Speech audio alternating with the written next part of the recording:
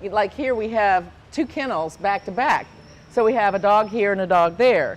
But what the plan is in our second stage of our renovation is to do what we call a walkthrough. So as part of the blocks will be knocked out.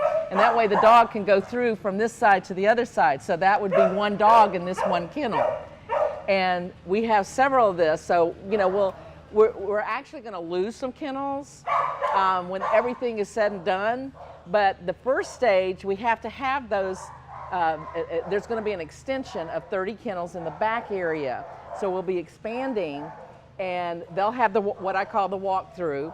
And that way, when we have those kennels done, then we can start the renovation on this part of the shelter. We're going to have a ceiling so that the ceiling will be lower. I mean, that's still there, but we'll have a ceiling where, with new ventilation, and the ventilation is very, very important because any shelter environment or where there's a lot of dogs together, you know, if there's a sickness that's going around, they're all going to get it. And kennel cough seems to be the most serious situation in a shelter environment. So we want to control that. And with the new ventilation, fresh air from outside circulating like every, I don't know, 2 to 5 minutes. It's just, you know, a great, better situation. Kind of like with our cat world. I don't know if folks remember that, but it works great. We don't have the problem we have with the cats that we used to have because of the sickness. So that's the idea here, is to get that ventilation really fixed good. So again, we have our first stage that, you know, is going to be in the back area, and we'll have those 30 kennels, and then we're going to have all of these kennels you can see back to back.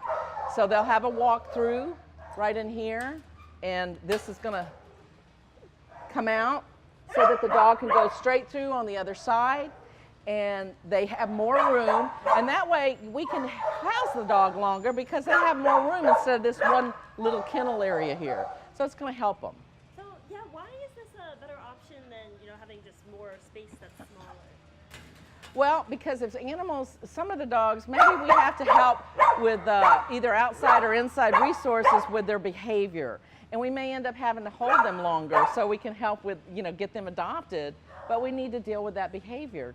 Training, you know, whatever it might be with the animals. So a larger space where they can go back and forth, great. Also, for cleaning purposes, put the dog, if we have a dog that's aggressive and we really can't handle the dog, or it's just so upset, or whatever, he might be fearful, and we don't want anybody to get hurt. So the dog goes to one side, we close that door. They can clean this side, and they go to the other side, move the dog back over, and then they can close it off and clean the other side. So it's a safer environment too.